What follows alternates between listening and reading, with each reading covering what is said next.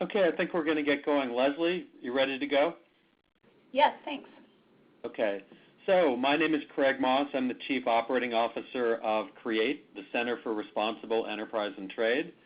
And with me is Leslie Benton, our Vice President and anti-corruption subject matter expert. So what we're going to go over today is really focus on mid-market companies. We're going to start by giving you a global view of the problem and kind of the landscape of what's happening globally. A little bit on the laws, but what we really want to focus on is starting to get to some of the practical implementation aspects of it. So we're going to spend a fair amount of time going over some of the practical things that you can do as companies and that you can think about whether your third parties are doing these things. So with that, we're going to get first into something about the global and local implications, and I'm going to hand it over to Leslie. Thanks, Craig. Yeah, we thought we'd start with just a little bit of context setting. And we know, if you pick up any newspaper and read any headline today, that for companies doing business really anywhere in the world, corruption is a real and often too common problem. In the United States, enforcement of the Foreign Corrupt Practices Act, FCPA, continues at a very aggressive pace, both against large companies, and you see some of the settlement amounts here on this slide, but also against SMEs, which we'll get to a little bit later in the presentation. But the U.S. isn't alone in these efforts any longer. According to this year's Transparency International report on enforcement by OECD countries, Germany and Switzerland are also actively enforcing their anti-bribery laws, and we're starting to see enforcement in the UK and elsewhere as well. And in addition to that, we see in China and Brazil the landscape improving with a new focus on enforcement in China and a tough new law in place in Brazil.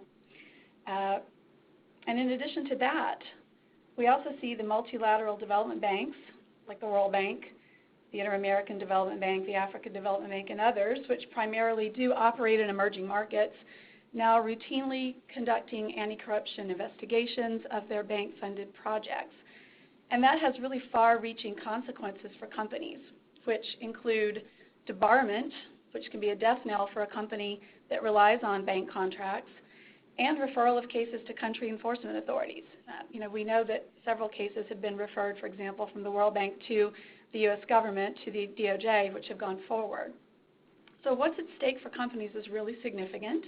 It's millions in penalties, sometimes even greater costs for legal and consulting services, and we can look at Walmart for an example of just the cost of an investigation even before you get to the enforcement phase, and of course jail time for individuals.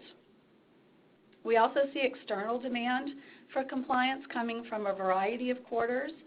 Investors, for example, are now demanding information about a company's commitment to corruption prevention, and the European Union recently adopted a directive requiring companies to disclose information on their anti-corruption efforts, among other non-financial information. So, this is the context. In this environment, it's really essential for companies, large and small, to ensure that they understand and can effectively address, whatever corruption risk they face. And there's some real practical business impacts to corruption also. So one is the disruption that it has in a company. And I was just with a mid-sized multinational company, 8 regional areas last week, and they talked about the disruption and the time that management had to spend on an investigation was really one of the most draining things to the organization.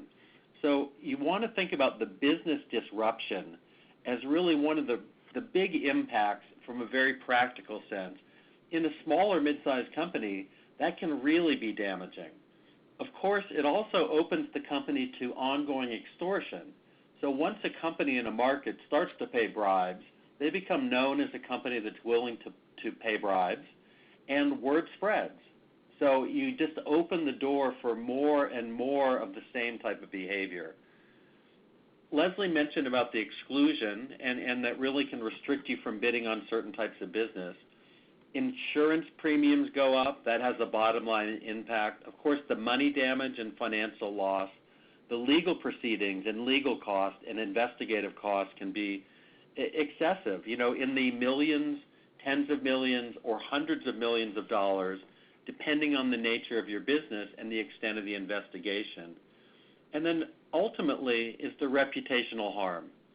There's a lot of reputational harm that comes to this, and that can hurt you with all stakeholders, whether it's the investment community, customers, suppliers, consumers, whatever the case may be. There's a lot of reputational harm that can come from this.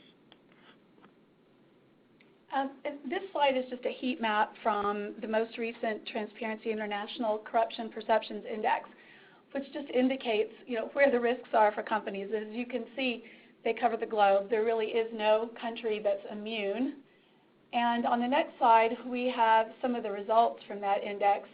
Sort of disturbingly, more than 2/3 of countries scored below 50 on Transparency International scale, indicating very pervasive corruption worldwide.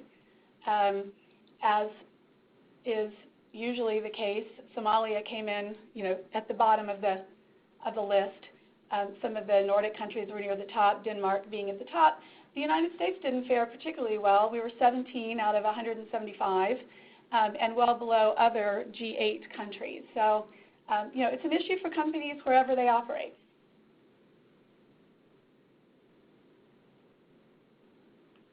So that's a little bit of context, and we thought we'd just very quickly talk about some of the leading laws on the issue. So we know that almost every country has prohibited bribery and other forms of corruption in their domestic law, many through adoption and implementation of legal treaties like the OECD Anti-Bribery Convention or the UN Convention Against Corruption. And in fact, that convention has been ratified by more than 170 countries to date. Among the laws with broad extraterritorial reach, of course, we have the US FCPA and the UK Bribery Act. Both apply to activity outside the home country. U.S. authorities, we know, regularly apply the FCPA to both U.S. and foreign companies for paying bribes almost anywhere in the world. And the UK Bribery Act's corporate offense has jurisdictional elements that are arguably even broader than the FCPA. Because of that, companies with international operations are more likely to face criminal and regulatory investigations on multiple fronts. We see prosecutors and regulators from different countries increasingly working together, and we're seeing investigations in one country spawning inquiries and even prosecutions in other countries. The Embraer case is a very good example of that. It started as an investigation in the United States by both the DOJ and the SEC. 4 years later, the U.S. turned that investigation over to the Brazilian authorities, who are now prosecuting the company. And the U.S. is pursuing its own prosecution as well. So that's the new normal for companies in this environment. So, some of the common features from a business standpoint, for you as companies, what are some of the common features that you need to be aware of? Well, one is the extraterritoriality that Leslie mentioned. So the fact that it's happening in another country doesn't mean that the U.S. or the U.K. or the Brazilian laws can't reach there. You can be charged for activities that take place in another country. Criminal and civil offense.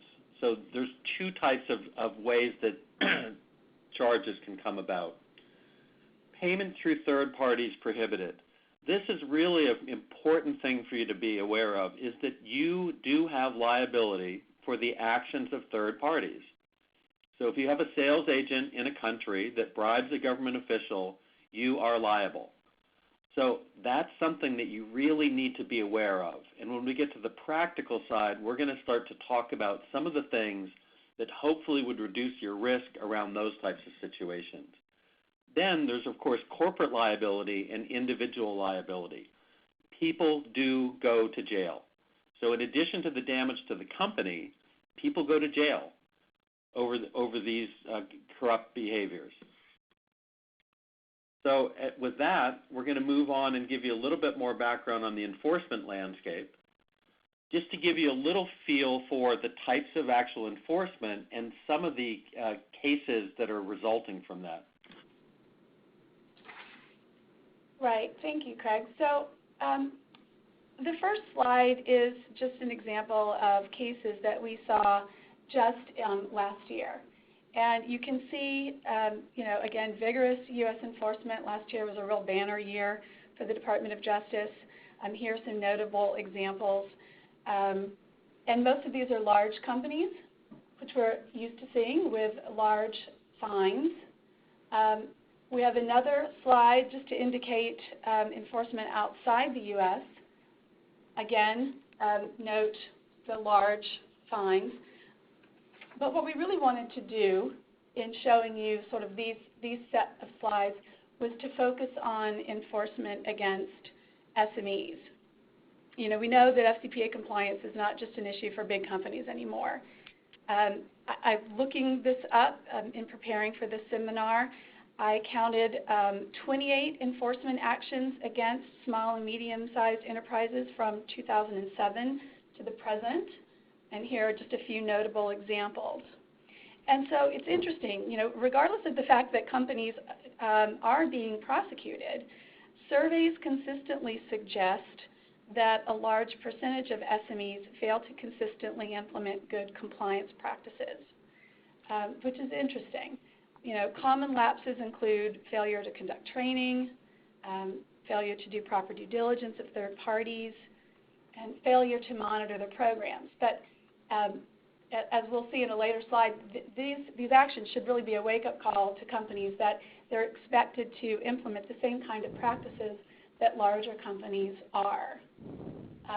Just to call out a couple of the cases in particular, this was a case from last year, an SEC case against Brucker Corporation, where the lack of internal controls at the company, particularly around gifts and entertainment and travel, led to a fairly significant fine for the company. And another case that was concluded last year, Smith & Wesson, again, resulting from a sting operation, but very significant fine for a small company who had paid bribes and in nearly every case didn't win the contract. So the significance of these cases for companies is quite stark, in that they're being prosecuted and the bribes were not, in fact, a good business strategy in the first place. Yeah, I think the fact that they didn't win the contracts has to be a real eye-opener for people, is that, that it didn't even help them get the business. You hear companies in different regions saying, well, it's kind of a standard way to get the business in certain environments, which is wrong in and of itself. But in this case, this company has actually paid bribes and did not win any contracts. Exactly. And so here I've just highlighted some of the messaging that comes out of the SEC and the DOJ in terms of a wake-up call for small and medium-sized enterprises. And what we'll talk about a little bit later on in this presentation is, so you're expected to implement the same kind of practices as a large company, and that seems to be quite clear. But how do you do that with limited resources, both in terms of personnel and budget? And what have the enforcement authorities said about that, and what can we glean from the practices of other companies, best practices around the world that can help you, with some practical tips on exactly how to implement those practices. So some of the key takeaways from this and the background that we've gone over is there is going to be continued aggressive enforcement. It's becoming more global in nature. There is more cooperation between governments. You probably all just saw yesterday about the FIFA corruption scandal. So these are going to continue to happen. More prosecution of individuals. is another trend that's going to take place. I just saw that a Petrobras person, one of what will probably be many, was just sentenced to jail. That's going to continue. We mentioned the international cooperation and the multiple jurisdictions as both key issues.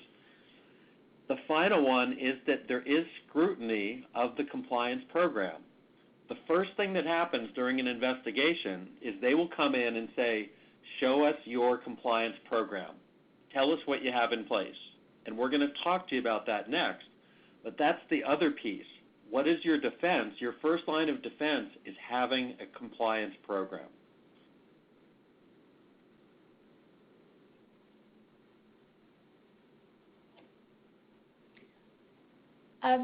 Thank you, Craig. This slide actually shows some of the global standards that companies can first look to determine if their compliance program is designed effectively. And they're good resources for any company, large or small.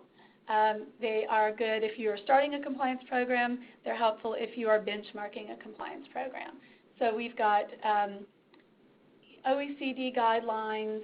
We've got from the United States guidelines on compliance with the FCPA, which Chuck DeRoss at the time indicated was actually developed in large part to give small and medium-sized enterprises a better sense of what they are expected to do.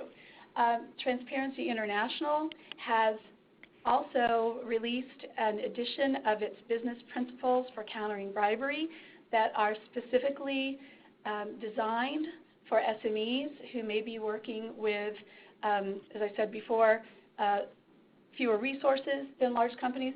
So there are a number of different guidelines that tell us what a good compliance program looks like. And I just wanted to mention those as resources as we continue along this discussion.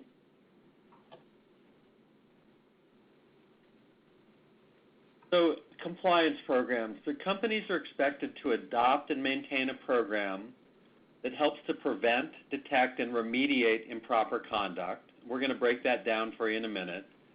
And to promote compliance with the applicable laws. So that's sort of the basics of it. Prevent, detect, and remediate.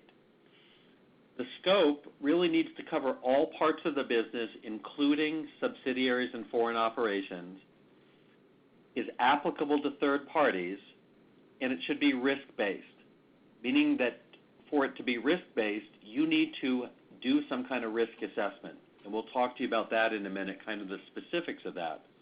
But this is really what a compliance program is at the most fundamental basic level. You're trying to mitigate your risk. You're trying to prevent corruption and ultimately trying to embed a culture of compliance into your business operations.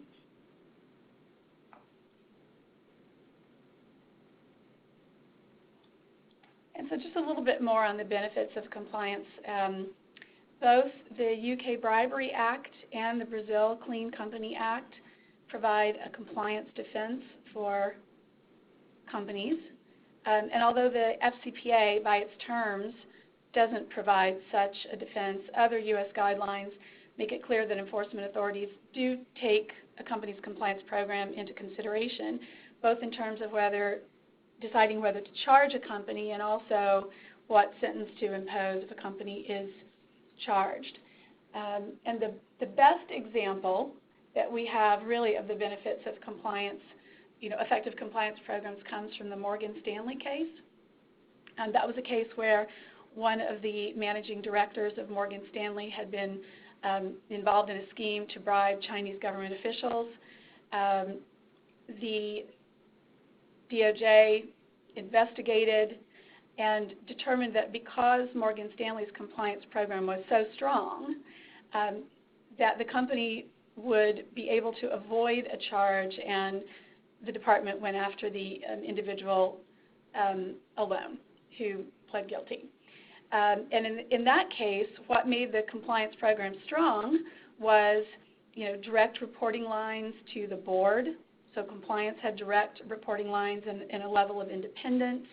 There were very comprehensive internal policies within the company. They had a hotline that was well used. They had done the kind of risk assessment that Craig mentioned earlier, where they knew what their risks are and had tailored their program to those risks.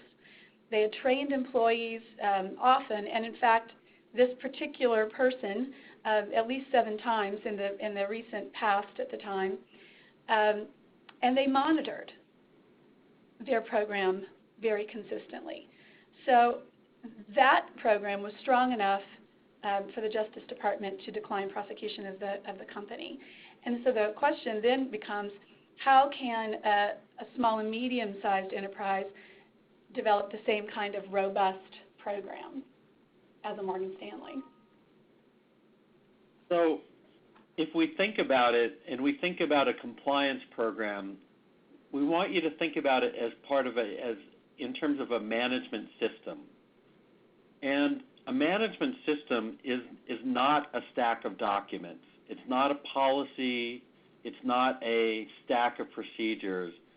If a management system is effective, it's trained, committed people routinely following procedures. So if we break this statement down, trained, committed people means that, of course, the people need to be trained, but they need commitment. How do they get commitment? Means the company has to show commitment from senior management, middle management, and that commitment works its way throughout the organization.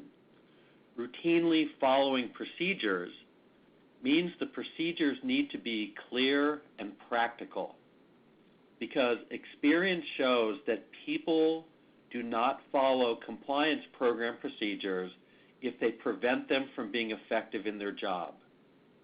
And this happens no matter what type of compliance it is: corruption, environmental compliance, labor compliance, intellectual property protection compliance, all of it.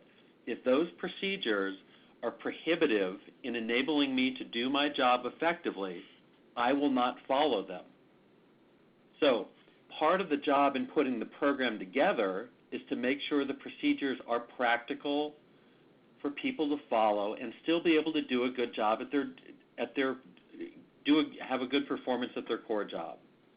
The other thing to think about with a management system is that you want to always think about the development piece, which is more the documentation, but then the implementation piece.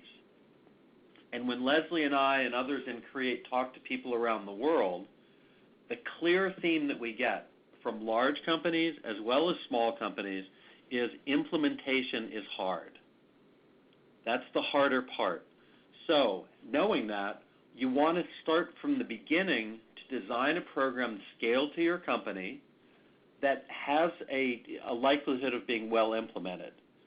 It makes much more sense to keep it scaled small in the beginning and implement it well than to put a big paper-based system in and not do any implementation.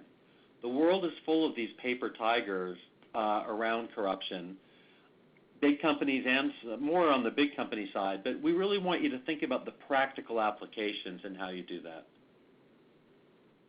Leslie, anything you want to add before we dig into the components there? No, I think we can go ahead. Okay, so if we break a compliance program down and you look at all the different guidelines that Leslie mentioned, we group them into 7 categories. And other organizations might group it a little differently, but they're all covering the same things. So if we go through this, I want you to mentally think, what is going on in my company related to this? What is going on in my regional offices or subsidiaries? What is going on with the third parties I deal with? So policies, procedures, and records. Obviously foundational. Do you have a policy in place that describes your rules related to corruption? Gift giving, travel, contributions, all of the specific elements. But then you need procedures. Are the instructions there for people to know what to do? And then finally, record keeping. The records provide the basis to show that people are following the policies.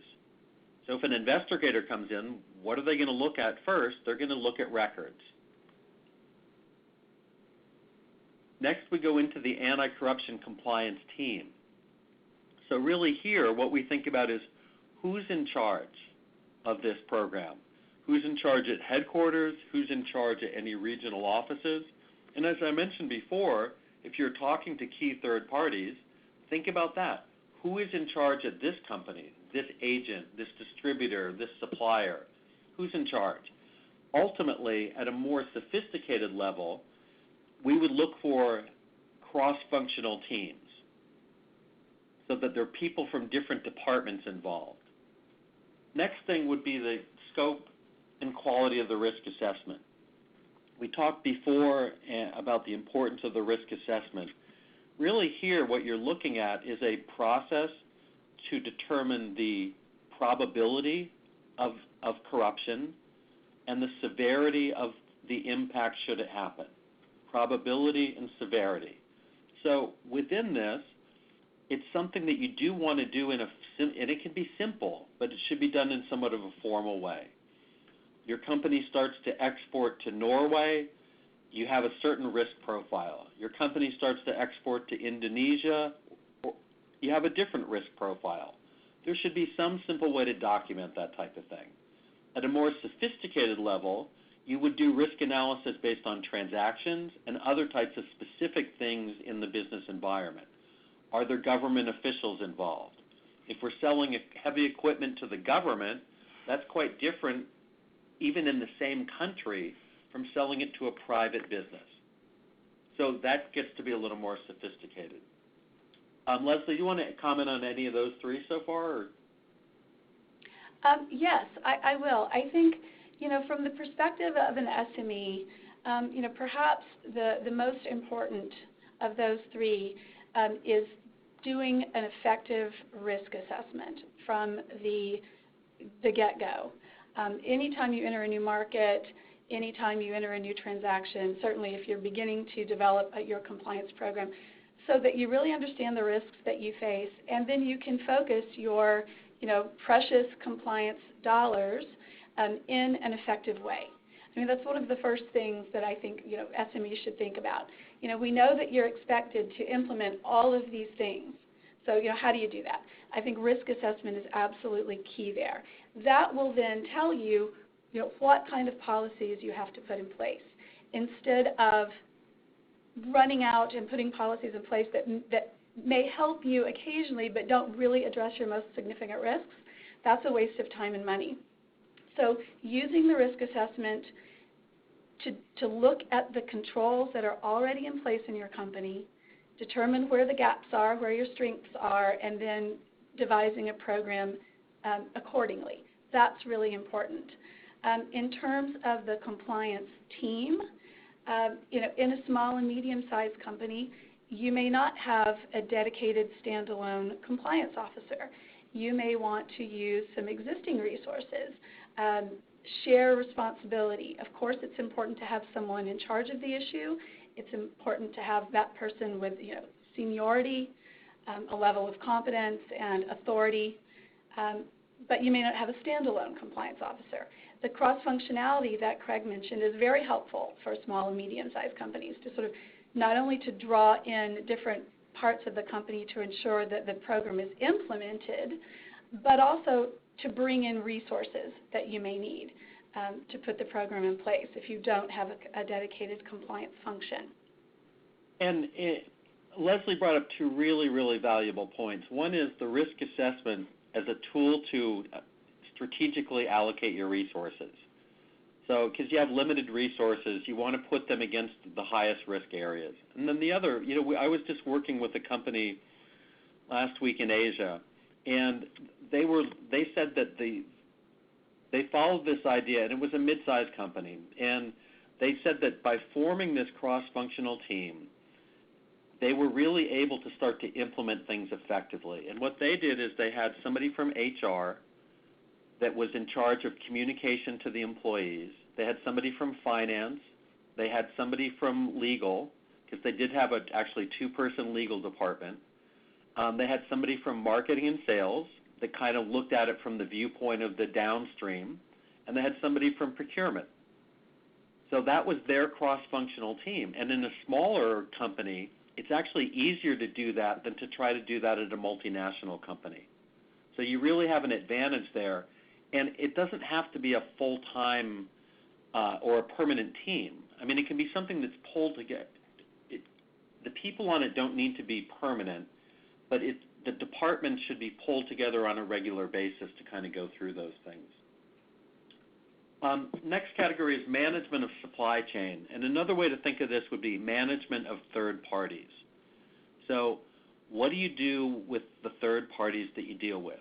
Agents, distributors, channel partners, joint ventures, suppliers, whatever they would be. Do you conduct due diligence before signing the contract is really one critical thing. And then to look at your contracts. And are the contracts really sufficient? Do they mention anything at all? Do they only mention that you expect them to comply with all applicable local laws? Or do they get a little more specific and say that your expectations are that they would comply with local laws, that they would comply with FCPA, UK Bribery Act, your company policies, whatever the specifics are? If you make it a little more specific, it really becomes a better tool and a better part of your program. This is also, think about the communication to the third parties. How do you communicate to them about the importance of compliance in your organization? And that's another important thing. Leslie, anything on that to add before we go to the last three? Yes. Again, I would say here's another place that risk assessment can really help small and medium-sized enterprises. Using a risk-based tiered approach to due diligence can be very effective. Grouping your third parties into categories like high, medium, and low, red, yellow, green, and then focusing on those that present the highest risk in terms of due diligence is a very effective way to implement that piece of the program. Ensuring that each third party has a relationship manager within the business unit is important. So you can use the business unit who is presumably also doing financial and business due diligence on the third parties and use that existing process to incorporate anti-corruption due diligence. So you're using existing processes, you're using your business personnel, and you're using a risk-based approach. I think that's a good way for a small and medium-sized enterprise to approach due diligence. Yeah, I think that's a really a great point about utilizing existing resources. Many of you will have, depending on the nature of your business, you'll have people that are routinely traveling to the third parties. Could be something like your quality control people, your product development people, your marketing people, whatever it would be. Give them enough training so that they can identify real big red flags. And that's a great way to start to utilize existing resources. Which brings us to the next category, which is training and capacity building. So what we're looking at here is there training that's being done around the compliance program? So we can develop great policies and procedures, but if the training isn't done or done routinely, nobody's going to know about them, nobody's going to follow them. The same thing holds true for third parties. Training records are really important to keep. So part of putting the training program in is to keep records of who attends. Ideally at a more sophisticated level, they might have to do a little quiz or something so that they acknowledge that they understood, or that you have proof that they understood the training and the policies and procedures that you're putting forth. But this is really an important area. When you think about training in any type of organization, I always think about it in terms of needing to build awareness is kind of the first stage of training. Are people aware?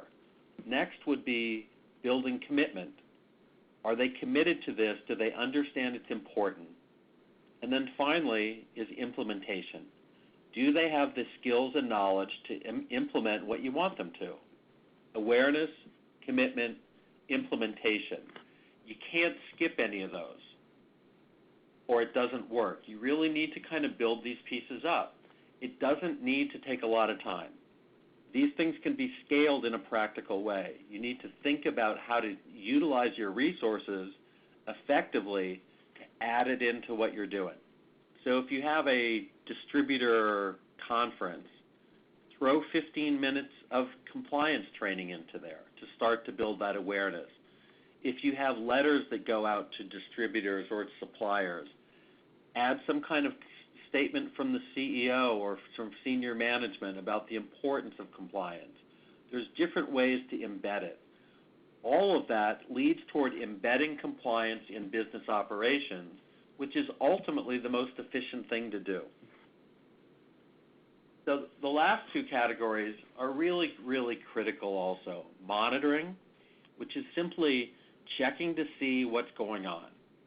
That's the simplest way to describe it. We can have the policies, procedures, we can communicate with people, we can train people. Ultimately, we need to see if they're following the rules. And that's the role of monitoring. And that's both internal and with third parties. To scale that is another thing that ties back to the risk assessment. And I'll let Leslie talk about that in one sec. But you need to scale the monitoring or allocate the monitoring resources against the higher risk areas. And then measurement. What do you do with the data from the monitoring? So if you monitor the organization, and let's say you're doing, and this is a case I just went over a couple weeks ago in Asia. They're monitoring their different salespeople, and they saw that there routinely were problems with gift giving exceeding the policy. So what do you start to do with that information? How do you act upon it? Ties into corrective action, but it also ties back into what are you going to measure? So if you measure that and you say we have a high degree of people exceeding the limits, are we going to start to measure that as part of their job performance would be one way to go. To say, yeah, we should build this into their job performance. So we don't just measure them on sales, we also now measure them on adherence to our gift-giving policy. So that's a way that you've taken the monitoring, integrated it into a measurement system that actually has a business value to you. The same thing can be done with third parties. I won't say a lot, some companies now, when they do supplier scorecards, for example, will integrate some type of compliance rating into the overall supplier performance rating. Those are just thoughts. We're not expecting you to do these things overnight, but just thoughts about how you start to integrate the monitoring into the measurement. Leslie, I know you wanted to talk about monitoring a bit too. Absolutely. I want to go back first just a few thoughts on training. We know that training programs can be expensive, but they don't have to be.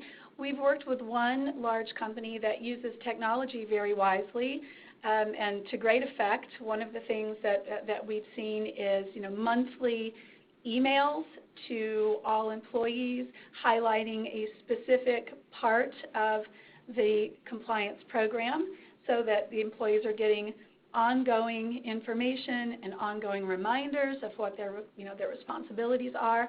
So using technology effectively can be very helpful. You also don't have to think of training always as a very formal process.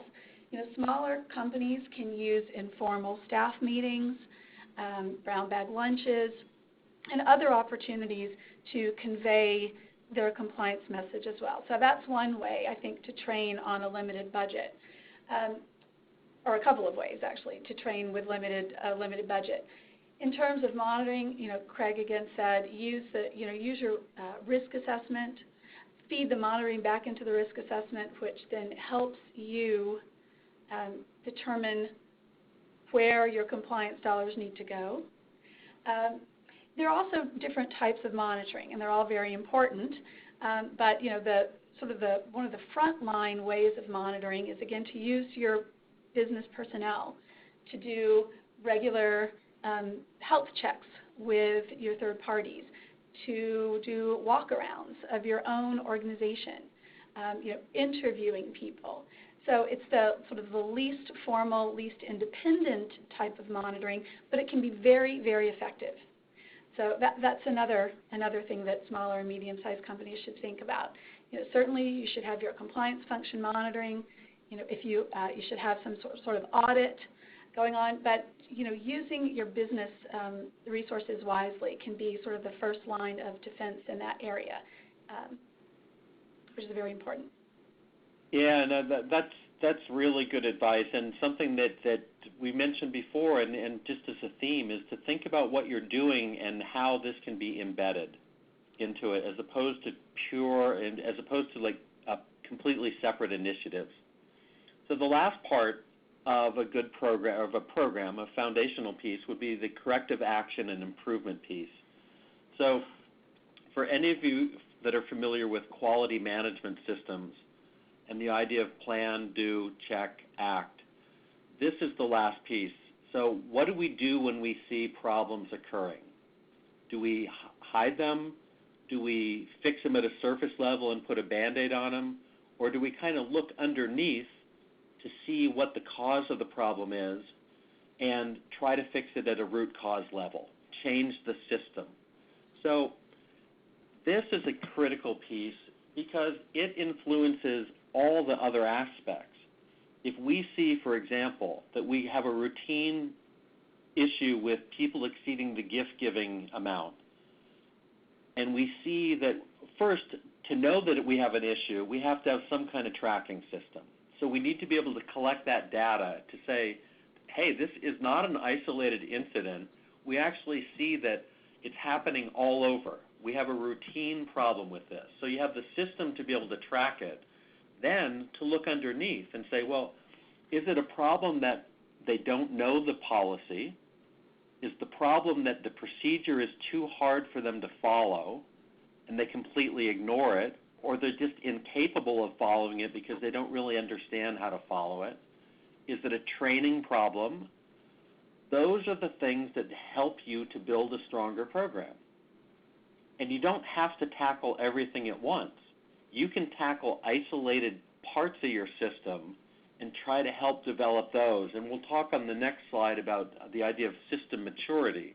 But think about these as the parts of what you need to have in place. You don't need to have them all at the same level of operation, but you do have to be aware of all of these and have these pieces in place to some extent to have an effective compliance program. Leslie, anything on this before we flip to the next one? No, I think we can go ahead. Okay. So the way we look at it and the way that we would encourage you to look at it is to think about system maturity. So just mentally you can go through this exercise. Think of your company or a regional office or a key third party and think of those 7 categories and think, where are you? Write down a number next to those, 1, 2, 3, 4, or 5. So 1 is basically nothing. We don't really have anything in place or in that category around corruption and compliance. 2, we start to see some limited systems, primarily reactive. We might have some documents. We might have some people at our company that would be able to discuss the issue and might have some idea what to do. 3 is where we start to see a real systems approach. But typically at a 3 level, there'd be inconsistent implementation. It works sometimes, maybe in some regions, maybe some departments are better than others. And we see some monitoring start to take place so that there is the idea of at least how well the system's working. When we get to a 4, is really beginning to be a robust system. It's developed, it's implemented on a routine basis, and we really see some strength there.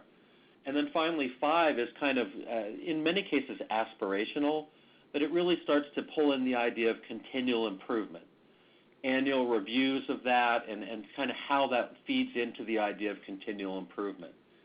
This kind of maturity model is used in many, many types of business process improvement. Quality management systems use it.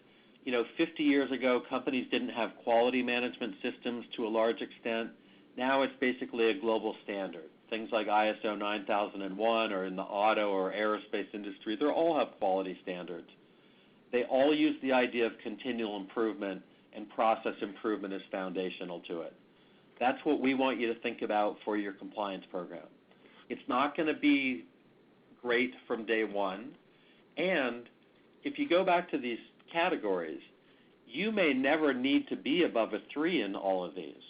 You might decide that in your organization, a 3 is sufficient, that you are covering your core risks. But you can't ignore any of these 7 categories. You can't pretend that you don't need monitoring. You can't pretend that corrective action is that they don't really need to see how to correct things. That doesn't work. You might decide you don't need to be above a 3. In some cases in the beginning, you could be a 1 or a 2 in some of these. That's fine. The issue is to get started with it and start to measure things, because you can't improve what you don't measure. So what we want you to do is to start to think about that first phase is to measure. Measure the maturity of your company, your regional offices, the third parties you deal with.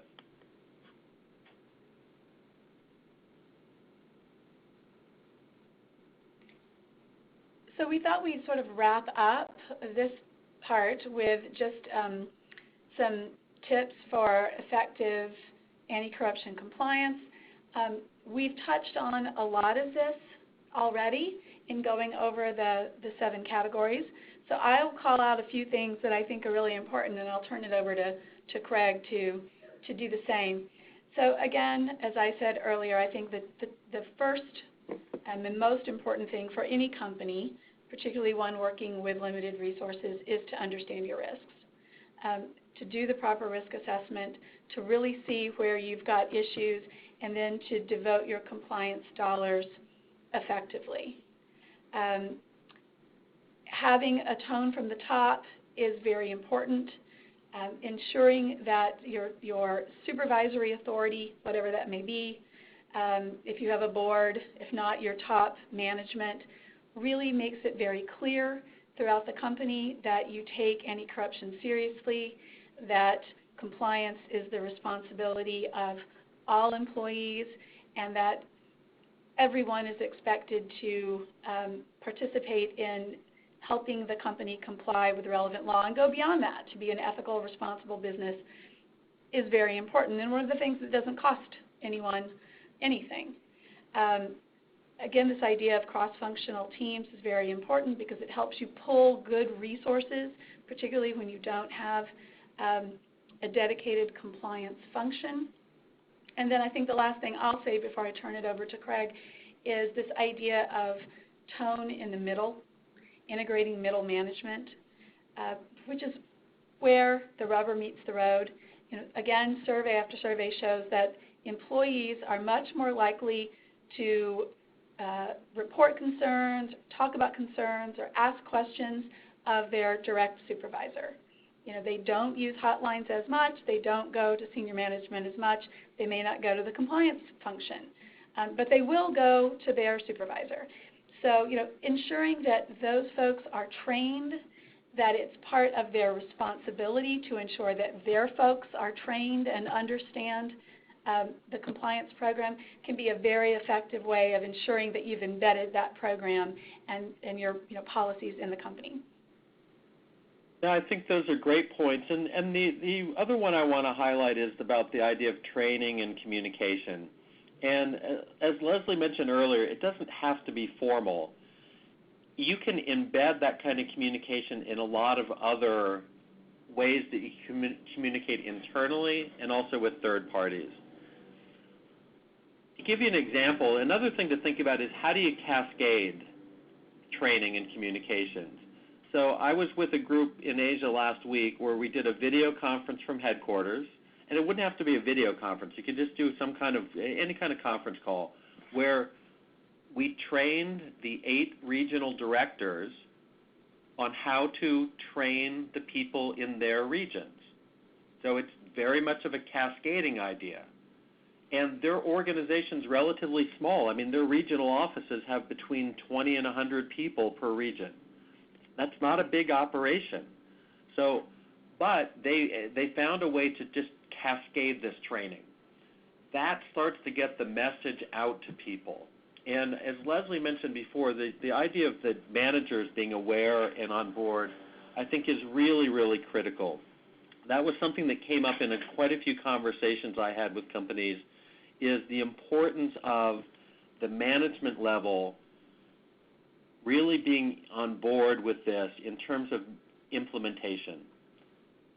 Because ultimately, we've all seen corporate initiatives that fail. We've all been part of organizations where the top throws initiatives down and says, hey, this is our new initiative, we're going to do this. And it's not just compliance related. It could be performance related or leadership related or a host of other things. And most of them fail. So what we want to do is help you set yourself up for success. Because in the compliance area, failure carries a huge risk. Huge financial risk, huge criminal risk, and huge risk of the wasted resources and damaged reputation. Anything more on this one, Leslie, before we go on? Nope, I think we're good. So what we're going to wrap with now is just to give you a quick introduction to Create Leading Practices and the service that we offer. We start with a self-assessment, and we have an online tool that provides a self-assessment where you would go on and answer a series of multiple choice questions in each of those 7 categories, and it automatically will generate a maturity score in each category on a scale of 1 to 5. Number 2, we then move you toward a independent evaluation, and we would have a 60 to 90-minute phone call with you and conduct a document review, and this then enables us to generate a second maturity score. So it's not that we say you're right or wrong, it's just that we give you our opinion. We also, at that point, can provide you with benchmarks, and that kind of looks at the measurement piece. And we talked before about the idea of measure and improve. So after the independent evaluation, we put together a summary report for you with the benchmarks I mentioned, how you do against other companies. In addition, we provide priority areas for improvement, because we know you can't tackle everything at once. So we might look and say, we really think that you should focus on your risk assessment, or monitoring is where you should start. And then we give you some observations, and we try to make it as practical as possible for some specific things that you could start to do. In addition, as part of the improvement piece, we have a guide that we wrote, 200-plus pages, and a companion e-learning course that provides tools and forms and very specific steps that you can follow to move up a maturity level. So if you're a 2 in policies and procedures, we have some ideas in there for how to move up to a 3. And with this program, some companies use it internally, others have their regional offices do it, and others use it with third parties, or some combination there. But that's really it. The whole idea is measure and improve, looking at the maturity of your compliance program, and then beyond that guide and the summary report, there are a lot of different ways that you can start to further your improvement process with us, with other organizations, with learning that you do internally. But the idea I think that's important to get across is first you need to understand where you are now, and you need to have some way to shape some path to improvement. So it doesn't seem like one big blur or one big problem to tackle. You can start to break it into those 7 categories and say, hey, for the next 6 months, we're really just going to focus on building out our policies and procedures, or we're going to focus on our training and capacity building. It helps you to break it into smaller pieces and makes it a little easier for you to get going and to get it implemented well. Leslie, anything to add on that? No. So that's really come to the end. We did not leave a whole lot of time for questions, but if you send chat questions in now, we're happy to stay on and answer some chat questions. And in addition to that, we are also happy to answer any questions by follow-up email. So feel free to send us follow-up emails. I don't see our email address on this slide. Mine would be cmoss@create.org. first initial, last name, and Leslie's would be lbenton@create.org. So if you have any questions that you don't have time to go over now, I know you probably have to run to your next call or meeting, but feel free to send us a follow-up email, and we'd be happy to talk to you further. One other thing is, if any of you are interested, we're also happy to provide you with a free demo and benchmarking where you can actually go through the policies, procedures category of Create Leading Practices and get a benchmark and at least get a feel for where you stand on that one category. So if that's of interest, definitely feel free to send us an email about that, and we can arrange that for you. Leslie, anything you want to add? No, I think you covered it. Just thank everyone for being with us today. We really appreciate the opportunity to talk to you. Sounds great. And I think I just got to note, we are going to be sending out the slides to all of you also. So look, you'll be getting an email from us with the slides that we went over today. And thank you very, very much. We really appreciate all of you joining us and hope you found it informative. Bye-bye.